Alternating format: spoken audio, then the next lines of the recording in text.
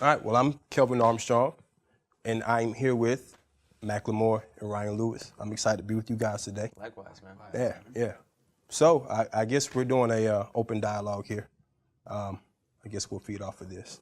But just a couple questions. Yeah. As a independent artist like myself, as you guys have shown, you're successful.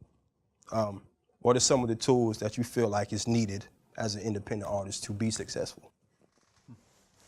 Good question. Well, we make music. We make music. And I think that first and foremost, the music has to be good. We can talk about platforms, we can talk about ways to engage fans, but at the core of it, the music has to be good. It has to be real. It has to connect with people. But before it can connect with people, it just has to be good art. Right. And I think oftentimes people get caught up in the marketing and how to engage a fan base and how do I get known before they actually figure out just how to be artists and make good music. From there, after you make good art, then you... The tools that you would need. Well, I think now more than ever, there's plenty of tools. You can kind of go down the list of things that you need to create or ways that you can engage your audience, and it seems like there's a free platform almost for everything, and it's just on you to have the energy and the creativity to represent yourself and your art in an intriguing way. And there lies, I think, outside of making good art, which is the greatest challenge, probably the second greatest challenge, which is how do you get noticed.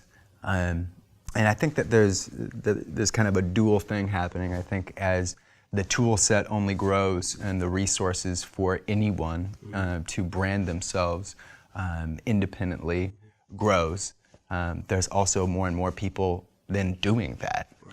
So the sort of pool of every different level of musician or artist that there is, and how much that's getting pushed on an ever-growing audience. Right. As that grows, I think the challenge to rise out of that gets tougher and tougher, which kind of just ends up circling back to the first point, which is, I hope your art is really good. That's it. To kind of feed off of that, I think with Wix, with what Wix is doing now with the website, is making it for people like me, who's not the most computer savvy individual. Right. Instead of having pulling from different spots to pull everything together, it's all right there. Everything's right there. With the merch center, be able to pick your own merch, have everything set for. That's amazing. Yeah, that's super cool. Yeah. That wasn't there before.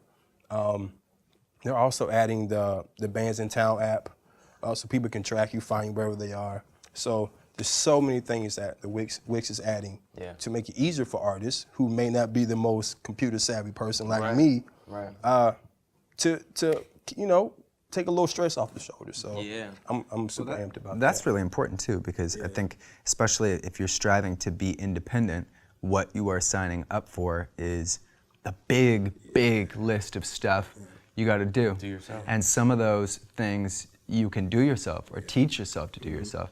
And some of those things you can't, which either equates to collaborating with somebody who wants to help you and you're helping them as well because that's their passion, like a website or selling merchandise or whatever.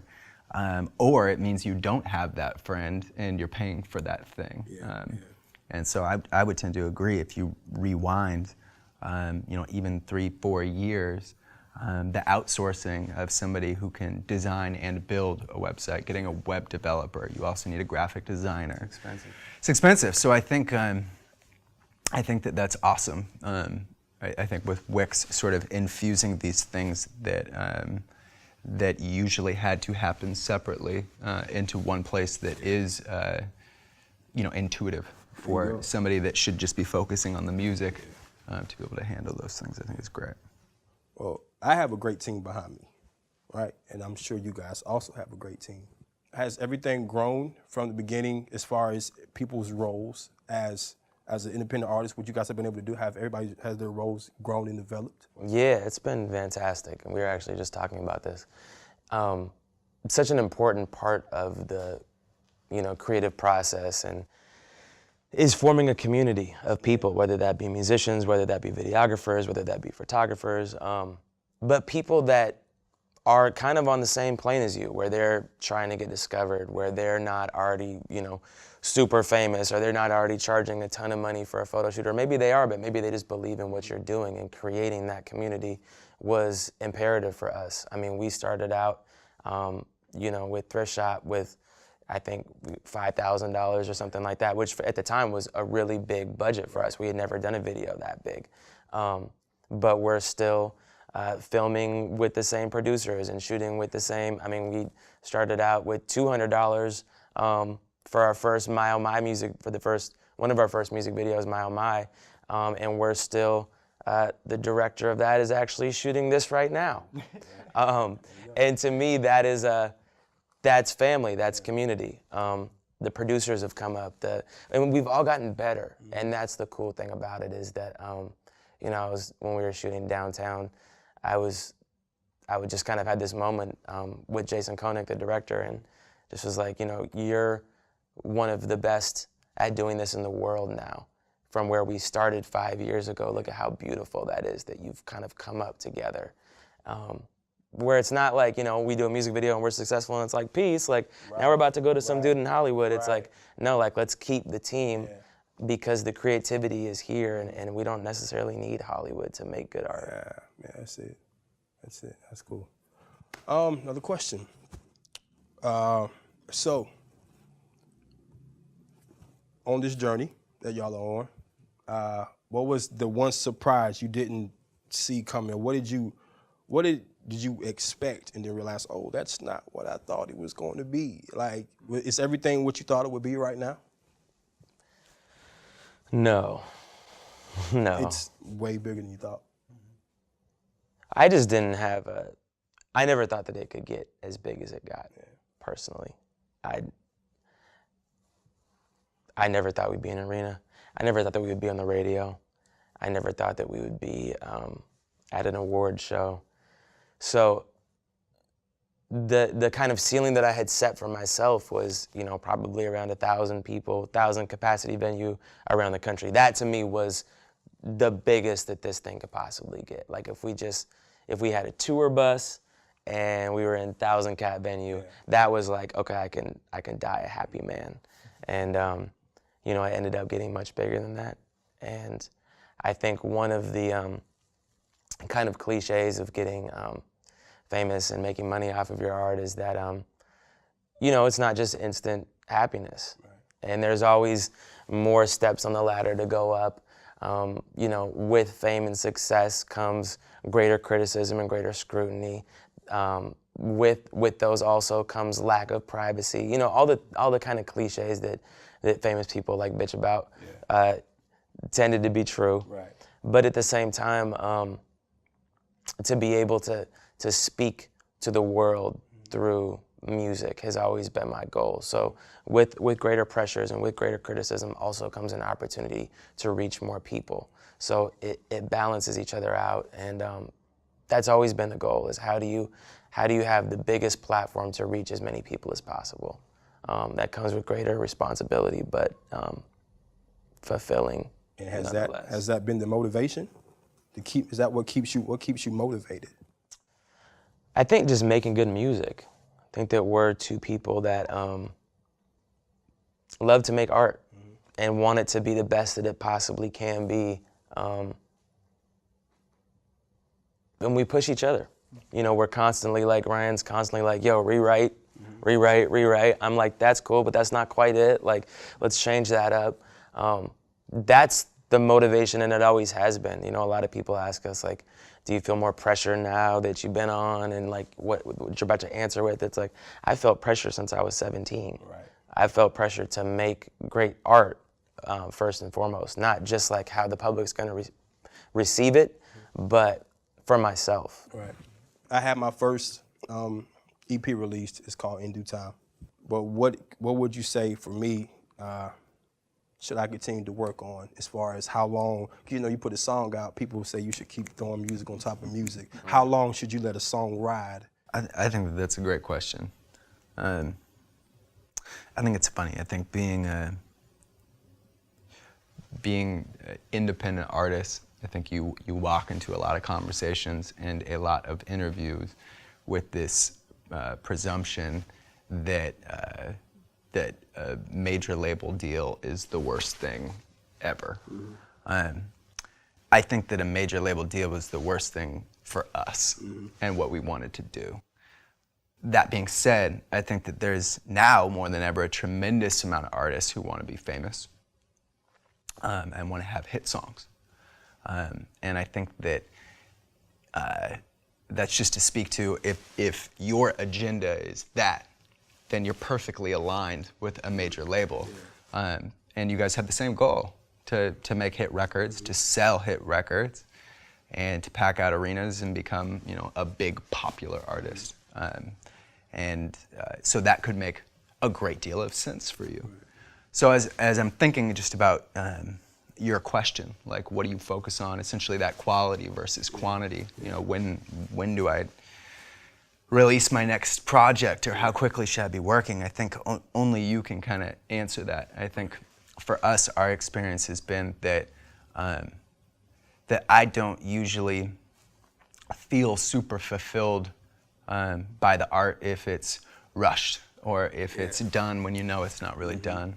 And so we have always leaned toward, probably almost too much, toward focusing on that quality and the details and a lot of the things that nobody's going to really end up noticing but you. But I think for a lot of artists, that's the only way to finish a record, is if you have had the chance to control and work on those little things that mattered the most to you in completing a project. So, you know, I think you could totally be somebody who's like, did this EP, this was amazing, on to the next one, I'm gonna do that, that's gonna do this, and maybe you have a strategy that is fulfilling what you're desiring. But I think if your desire is just to make the best art that you know how to make, then that quantity and that timing should always be secondary to the quality of that product. Yeah, that's exactly what's been running through my head too. Because music for me, I got into music more as therapy. So that's where the writing came from.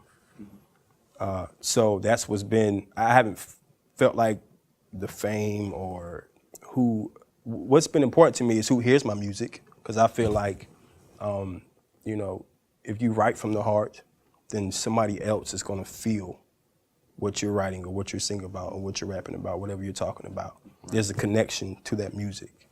And so I guess I could ask you guys, as far as the music, does it feel therapeutic to you?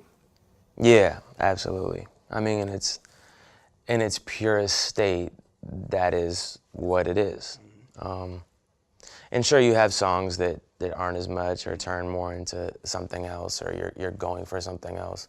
But yeah, music has always been an outlet for me to express what I'm going through and figure out who I am as a person, not just as a rapper, not just as an artist, but really figure out who I am as a human. What is my purpose here? And I have a blank sheet of paper to do that with, and that's the means of figuring myself out. One thing that you know, I don't know why I brought up, but you know, when you were asking about the when to put out songs, one aspect that I think that we've been able to do, that we've been successful at, is to identify who resonates with what we do and why they resonate with it. I think that that's such a big part of really having expectations of what your art's going to do and how and who it might connect with. Like, if you only write songs about vampires, there's only going to be a certain amount of people that connect with that topic. Which, if that's your thing, write about vampires, word up. But there is a ceiling on that. And if you're thinking about what type of songs to write or what type of music to make, music from the heart that resonates with people, why does it resonate with them? If you have a popular song that's more popular than the other ones, like what is it about that record that touched people in a personal way? Or was it the melody? Was it the words? Was it that you were saying something that spoke to them on a personal level? But being able to break that down, I think, has been really important for me as a songwriter to continue on a certain path. My first few gigs were coming out of like spoken word venues, you know? Me too. Oh, that's cool. So I'm sure you appreciate it now, you know what I'm saying? But what has that been like for you to see the change, or how have you been able to, to hold on to that pure essence of starting out in those spoken word venues to where you are? Because I mean, that's always something that's going to stay with you. Yeah. That, to me, I always say like that training, the spoken word intimate venue training is the best thing that you can possibly have as an artist.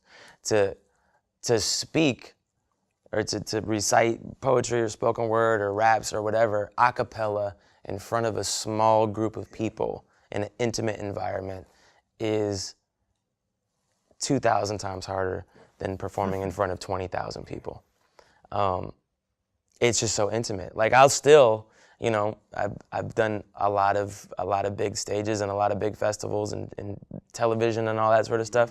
I get so nervous still. The only thing that really makes me nervous, TV a little bit, but in front of a small group of people. Yeah. And you know, we've worked hard on how do you create an intimate environment in an arena? How do you treat 10, 15,000 people like it's a coffee shop and there's just, you know, a microphone and one speaker?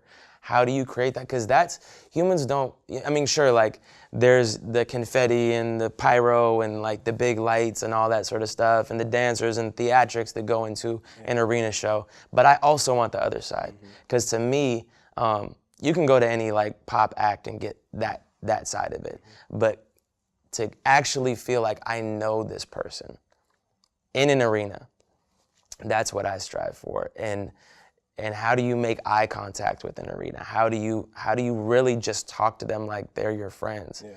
Those things are what I believe have helped separate us a little bit from the rest of the pack. Engagement and the connection. Right. Yeah. So who's got the dance moves though? The Frogger? No, I think I have two moves. Okay. The Frogger. And the spin. And you have them down pat. Yes. Can we end this thing with the Frogger? Yeah. Nice to meet you, man. You too, man. Yep. You too. Man. I appreciate it.